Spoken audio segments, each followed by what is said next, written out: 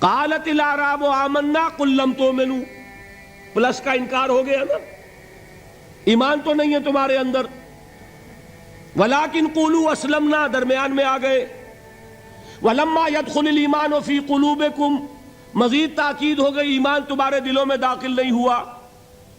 لیکن اب آگے چلیے، وَإِن تُطِيعُوا اللَّهَ وَرَسُولَهُ لَا يَلِدْكُم مِّنْ أَعْمَالِكُمْ شَيْئًا، اگر تم اللہ اور اس کے رسول کی اطاعت کرتے رہو گے اللہ تمہارے عمل میں کوئی کمی نہیں کرے گا۔ اس سے ثابت ہو گیا منافق بھی نہیں، اس لیے کہ منافق کا کوئی عمل قبول نہیں، منافق تو وہ مائنس ویلیو ہے، اس کے ساتھ کوئی نیکی قبول ہو نہیں سکتی۔ کیا عبداللہ ابن ابی کی نمازیں قبول ہوئیں؟ اگرچہ وہ نماز حضور کی امامت میں ادا کی جا رہی ہے، لیکن کیا اس کی نماز قبول ہو سکتی تھی؟ وہ آپ کو یاد ہوگا واقعہ، جب مرا ہے وہ شخص رئیس المنافقین عبداللہ ابن ابی، اس کے بیٹے ہیں عبداللہ ابن ابی، وہ مومن صادق، نوجوان نہایت صالح۔ اب ایک سعادت مند بیٹے کو تو باپ سے محبت ہوگی کہ نہیں ہوگی؟ وہ بیٹا حاضر ہوتا ہے حضور کی خدمت میں، حضور میرے والد کا انتقال ہو گیا، آپ اپنا کرتا عنایت فرما دیجئے تاکہ میں اس کو کفن دوں۔ حضور نے سوچا اور کرتا اتار کے دے دیا۔ حضرت عمر کھڑے ہو گئے، وہ تو تھے نا، ان کا جلال اور ضبط نہیں کر سکتے تھے، ان کا وہ انداز تھا جو حضرت موسیٰ کا تھا۔ حضرت خضر کو 3 دفعہ ٹوکا کہ نہیں، یہ کیا کیا تم نے؟ بغیر کسی جرم کے اس بچے کو ختم کر دیا، یہ کیا کیا تم نے؟ کشتی کو تم نے توڑ دیا، مارو گے ان کو جو اس کے اندر سوار ہیں، یہ کیا کیا؟ یہ دیوار سیدھی کر دی، یہ بدبخت انہوں نے ہمیں کھانے کو بھی نہیں دیا اور ان کی دیوار سیدھی کر رہے ہیں۔ تو حضرت موسیٰ علیہ السلام خاموش نہیں رہ سکتے تھے۔ انک لن تستطیع معی صبرا، یہی معاملہ حضرت عمر فاروق کا تھا۔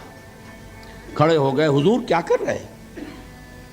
اس دشمن خدا کو آپ اپنا کرتا دے رہے ہیں، اس نے یہ کیا، اس نے یہ کیا، اس نے یہ کیا۔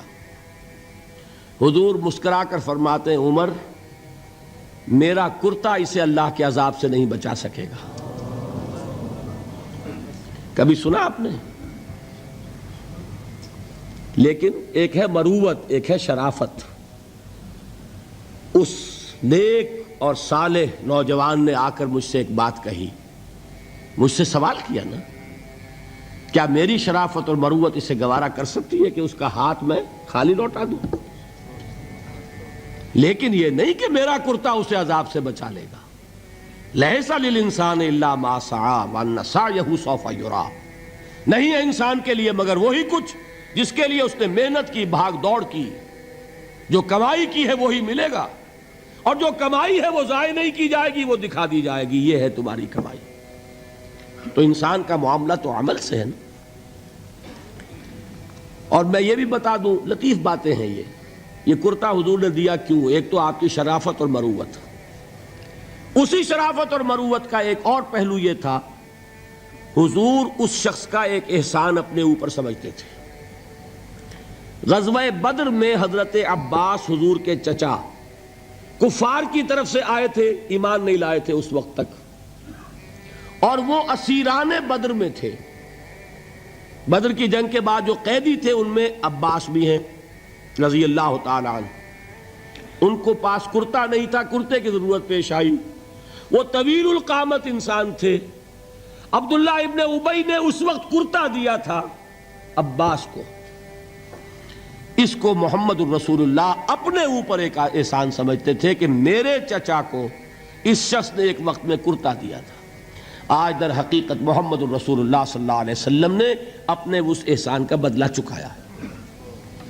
بہرحال بات جو ہو رہی تھی اس کو سمجھیے، منافق اندر جو کچھ ہے وہ ہے اور اللہ جانتا ہے، اللہ کا رسول جانتا تھا لیکن اس نے اس کو چھپایا اور تاکید کر دی، جس کو بتایا بھی ایک صاحب حضرت حذیفہ ابن یمان، کچھ منافقوں کے نام بتا دیے تھے آپ نے یہ میں واقعہ آپ کو پورا سناؤں گا جبکہ نفاق پر گفتگو ہوگی، لیکن ساتھ ہی کہہ دیا تھا دیکھنا کسی کو بتانا نہیں، یہ میرا راز ہے تمہارے پاس۔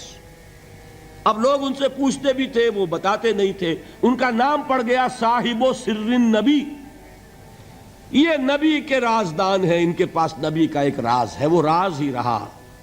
میں بتاؤں گا کہ کس نے پوچھا تھا، وہ تب نفاق کی حقیقت سمجھ میں آئے گی۔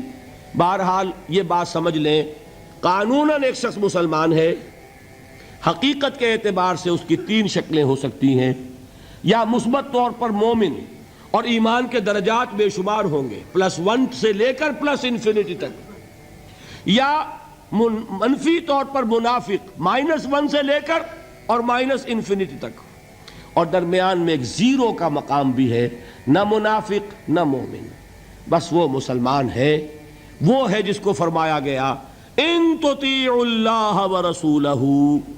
دیکھو ایمان تو تمہارے دلوں میں نہیں ہے، لیکن اگر تم اطاعت کرتے رہو گے اللہ کی اور اس کے رسول کی، اس حالت میں لا یلدکم من اعمالکم شیئا، اللہ تمہارے اعمال میں کوئی کمی نہیں کرے گا، اس کے اجر و ثواب سے تمہیں محروم نہیں رکھے گا۔